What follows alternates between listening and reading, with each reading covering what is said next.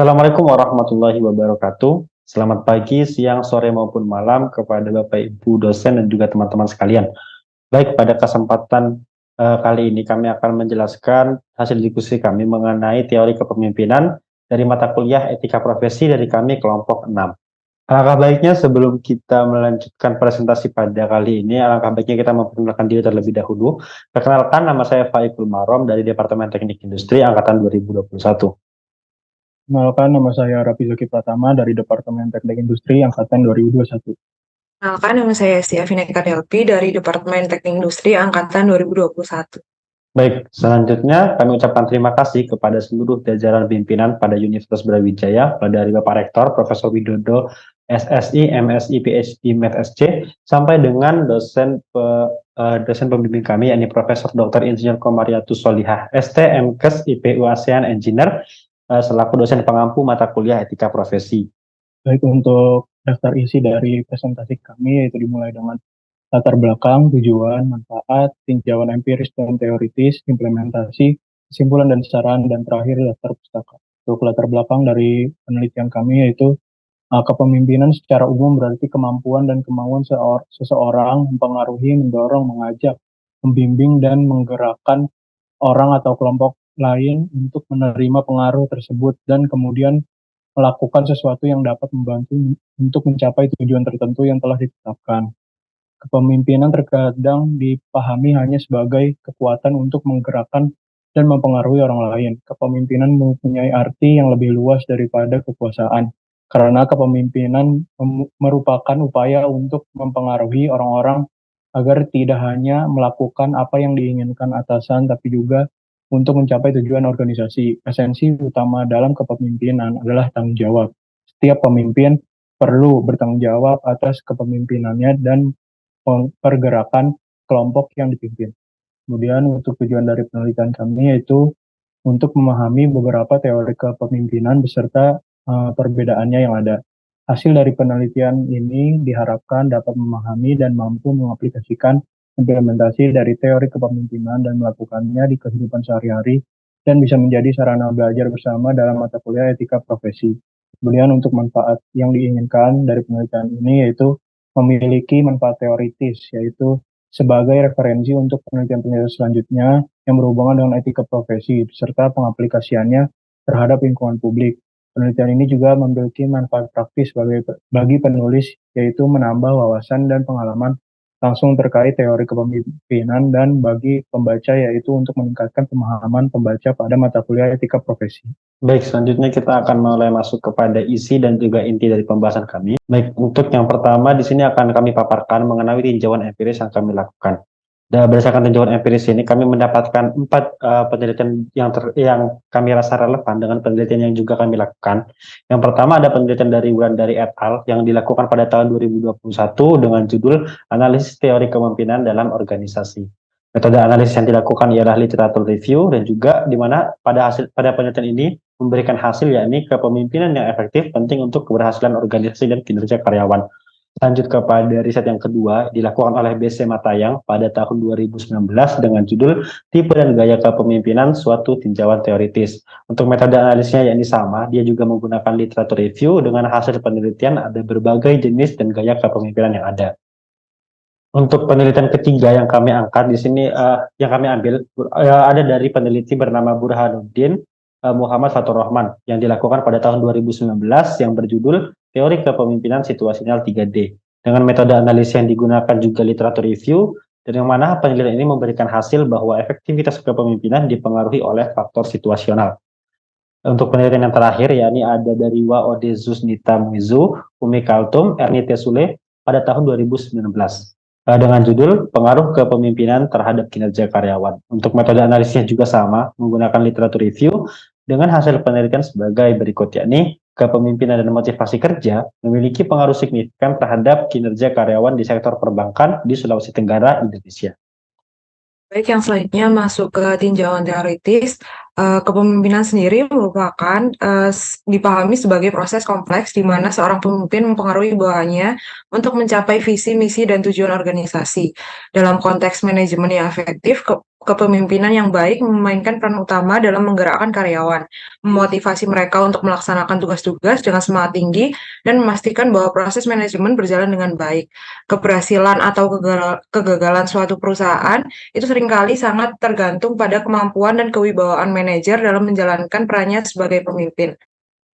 Selanjutnya yaitu pengertian kepemimpinan berdasarkan beberapa para ahli, yaitu yang pertama, menurut Pancasila, kepemimpinan yang memiliki jiwa Pancasila, yang memiliki wibawa dan daya untuk membawa serta dan memimpin masyarakat lingkungannya ke dalam kesadaran kehidupan kemasyarakatan dan kenegaraan berdasarkan Pancasila dan Undang-Undang Dasar 1945. Aspek kepemimpinan Pancasila adalah sikap konsisten dan konsekuen dalam menghayati dan mengamalkan Pancasila. Semangat kekeluargaan merupakan unsur penting dari kepemimpinan Pancasila ini.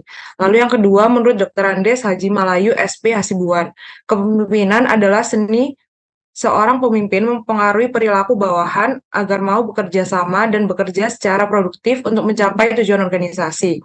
Lalu yang ketiga, menurut Chester Irving Barnard, yaitu kepemimpinan adalah kemampuan pribadi untuk menegaskan keputusan yang memberikan dimensi mutu dan dimensi kesusilaan terhadap koordinasi kegiatan organisasi dan perumusan tujuannya. Yang selanjutnya, pengertian kepemimpinan menurut Ordwitted, yaitu leadership is the activity of influencing people to cooperate toward some goals which come to find desirable, yang artinya adalah kepemimpinan merupakan kegiatan mempengaruhi orang-orang agar mau bekerja sama untuk mencapai beberapa tujuan yang mereka inginkan.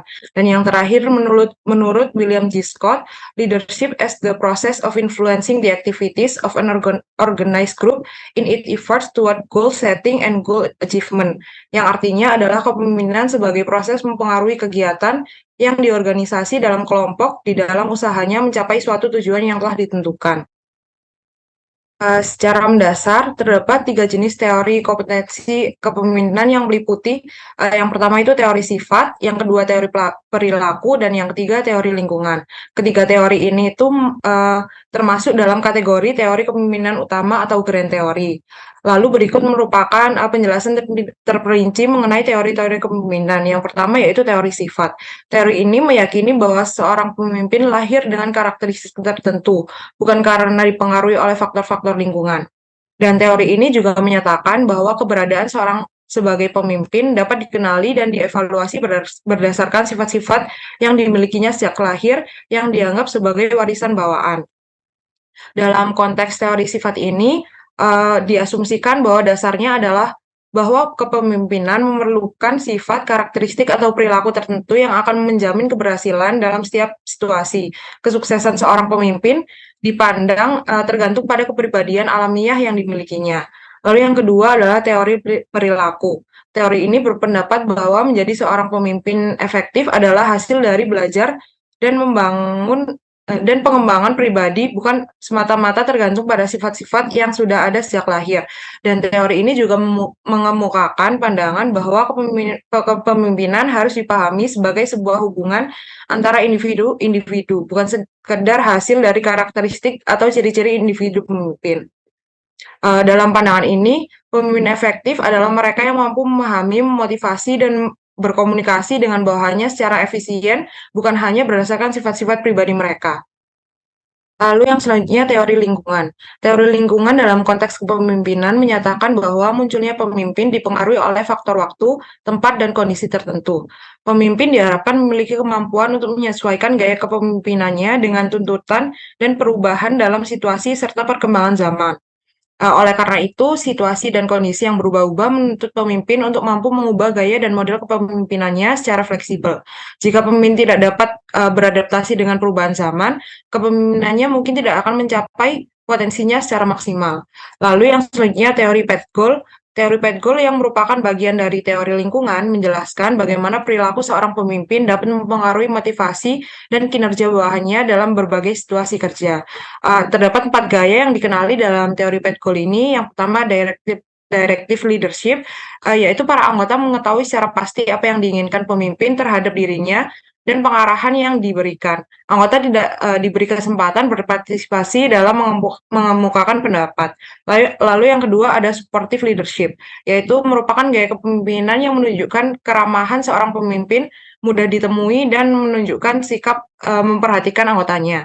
Lalu yang ketiga ada participative leadership, yaitu merupakan gaya kepemimpinan yang mengharapkan saran-saran atau pendapat para anggotanya, tetapi ia menentukan dalam pengambilan keputusan.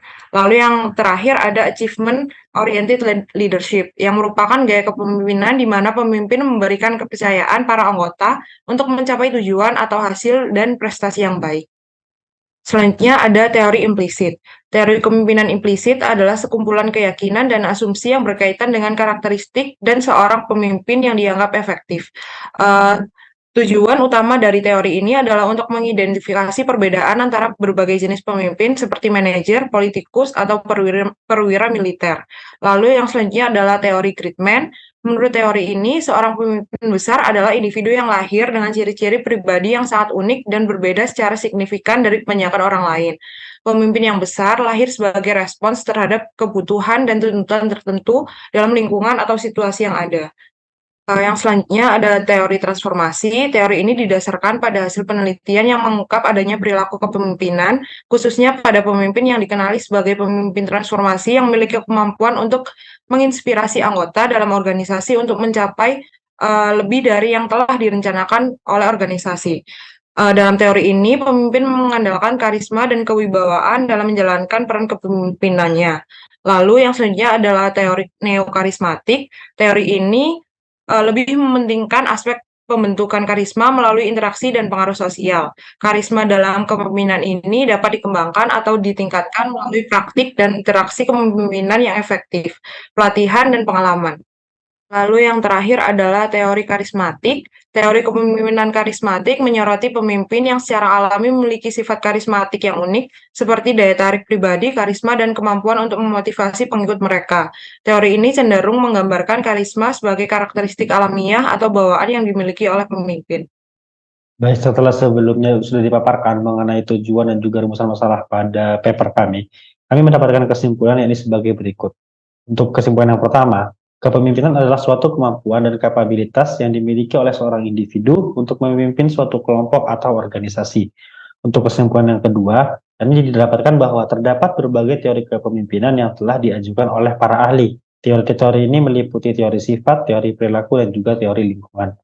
Untuk kesimpulan yang nomor 3 dan juga terakhir, yakni adalah pemimpin yang efektif adalah pemimpin yang memiliki kemampuan untuk berperan aktif dalam melaksanakan peran kepemimpinan, baik peran sebagai penentu arah, agen perubahan, juru bicara, maupun pelatih untuk meningkatkan kinerja atau semangat kerja bagi pegawai atau pengikut pada sebuah organisasi.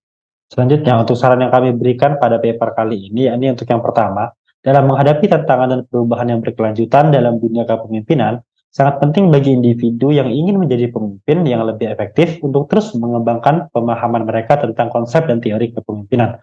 Untuk saran kami yang nomor 2, pemimpin harus bersedia menggunakan berbagai gaya kepemimpinan, mulai dari yang otoriter hingga yang demokratis, tergantung pada konteksnya.